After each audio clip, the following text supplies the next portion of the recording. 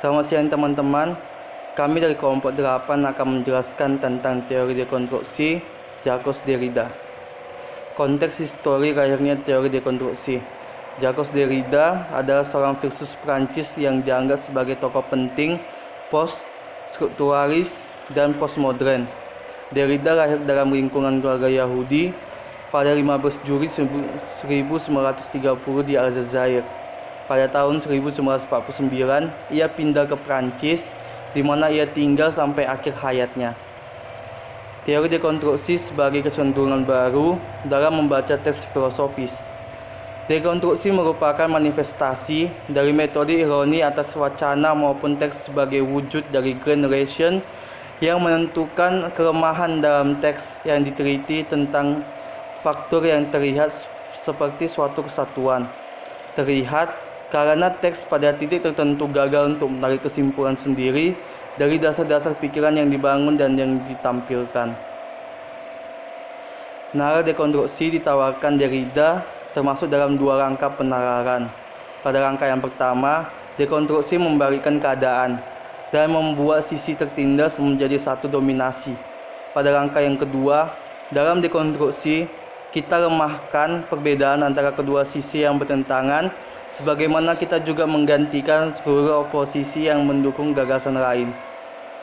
Tradisi dekonstruksi Derrida selalu berupaya melakukan pembalikan atau kontinuitas terhadap oposisi biner. Pergantian oposisi antara yang menjadi pusat dan prinsip dengan yang bukan prinsip dan berada di luar lingkungan pusat. Meletakkan keteranjangan tetapi tersembunyi. Pengungkapan makna-makna yang tersembunyi ke permukaan merupakan salah satu tujuan dari tradisi gagasan dekonstruksi Derrida. Bagi Derrida, filsafat harus dilihat pertama-tama sebagai tulisan.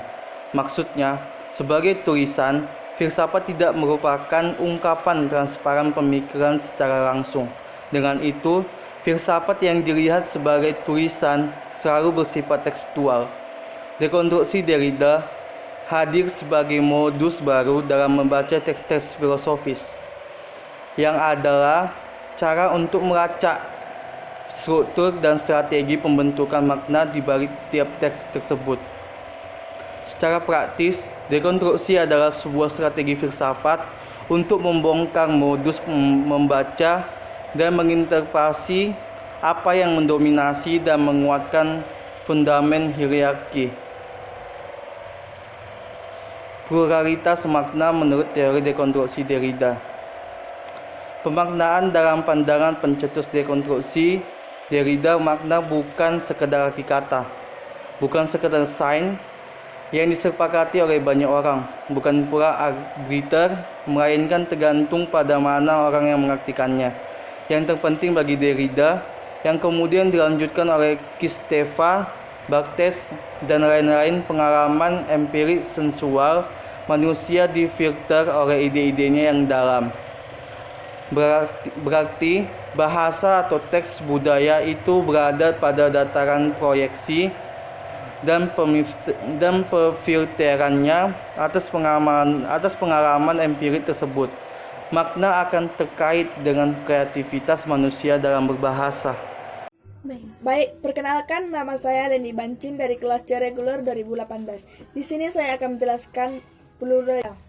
Tujuan dari teori dekonstruksi Derrida ini adalah menyusun kembali dari tatanan dan tataran yang lebih signifikan yang sesuai dengan objek, sehingga aspek-aspek yang dianalisis dapat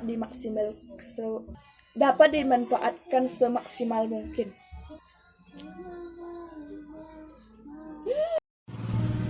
Selanjutnya itu kelebihan dan kekurangan dari teori dekonstruksi Derrida.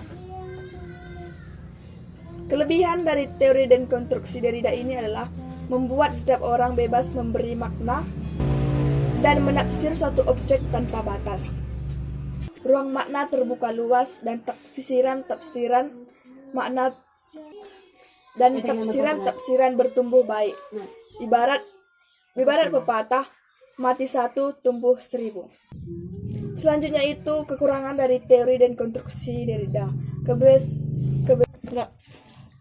Kebebasan tanpa batas menjadikan makna kehilangan. Kesimpulan, konsep Derrida tentang dekonstruksi secara implisit meramalkan suatu kekuatan superfisilitas dalam filsafat. Ramalan ini tersingkap dalam pendiriannya secara radikal menolak logonsentrisme, yaitu pemikiran tentang ada sebagai kehadiran.